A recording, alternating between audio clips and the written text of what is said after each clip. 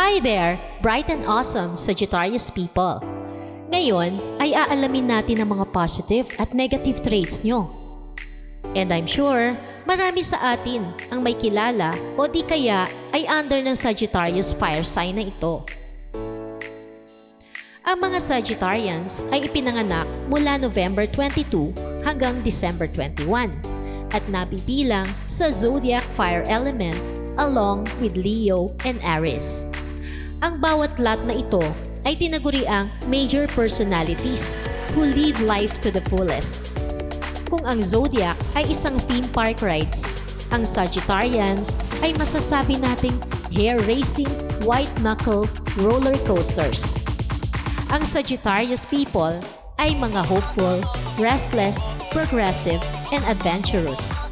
Ayaw nila nang napipirmi sa isang tabi o nadodominahan. At ang kanilang keyword ay independence. Sila yung mahilig magsabi kung ano ang dapat gawin at sila din ay mahilig sa paglalakbay. Sila ang mutable fire sign. Ibig sabihin, madaling makapag-adjust sa pagbabago. Ang ruling planet nila ay Jupiter, the zodiac's largest planet. Walang limitasyon sa kanilang excitement.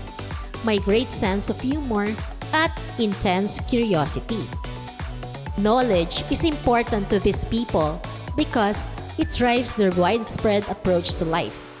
Karamihan sa mga taong ipinanganak sa sun sign na ito ay may particular na interes sa philosophy at religion dahil para sa kanila ang konseptong ito ang makakatulong sa kanilang inner searching. What Sagittarius desires most at the end of the day is to know the meaning of life and to do this while feeling safe and simple.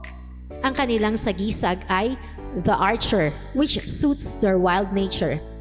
They love hunting and enjoy the thrill of chasing.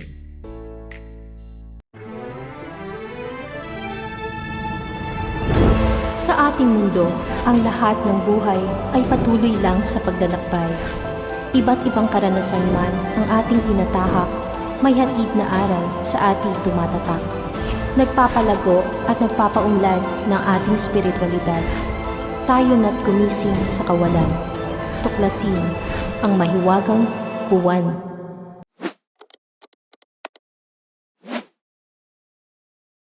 And now, for the positive traits.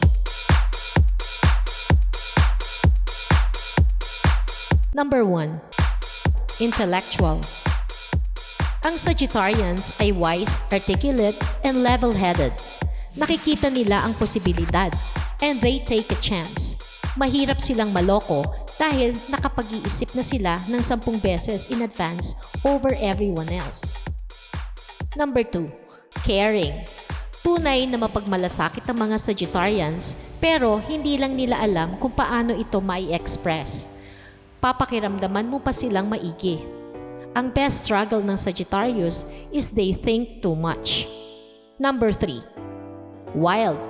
Sagittarius is wild, self-contained, fun, polite, and outgoing.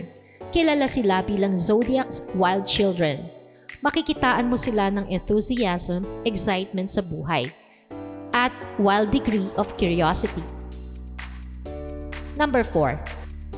Deep. Sila ay tinaguriang mga deep thinker. Ang lahat ng mga bagay na kanilang gawin ay palaging ginagamitan ng malalim na pag-iisip. Kahit pa ang mga tao sa kanilang paligid, aalamin nilang maigi kung paano ito papakisamahan at haharapin. And number 5. Honest. Sila ang brutally honest sa zodiac signs. Wala silang pakialam kung hindi mo gusto. Sila ay sobrang prangka. Kaya maraming tao ang gusto sila dahil sa kanilang pagiging totoo. Negative traits. Number 1. Impatient. Ang ating mga bida never want things to slow down. Sila kasi ay impatient at restless. Kaya nauuwi sa pagiging irritated and grumpy kung hindi gagalaw ang panahon para sa kanila. Number 2. Careless. Sometimes, sila ay may kaugaliang careless, taking things for granted and taking chances that could put themselves and others at risk.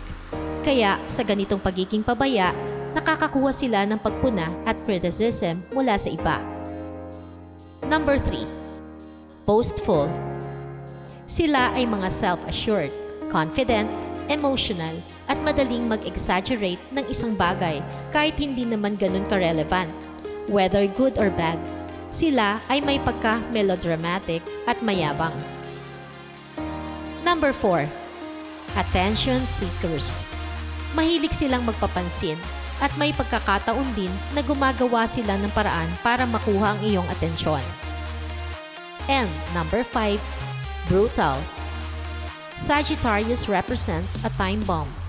Sila ay normal na totoong sweet and reasonable, pero pag nag-freak out, makaka-witness ka ng eruption o pagsabog na hindi mo makakalimutan. Gagawin nila lahat at sasabihin sa iyo anything nasty. Kaya, dapat na huwag mong papaabutin sa sukdulan ang kanilang galit. And now, Sagittarius love and compatibility signs. Generally, ang pinaka-comfortable sa Sagittarius friendship and romantic relationships ay ang kapwa nila fire signs, Aries at Leo.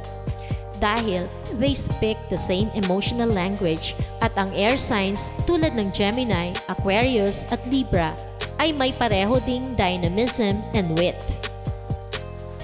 Sagittarius and Aries. The Ram and the Archer are both action-oriented, easily fired up, and excited about getting the most out of life.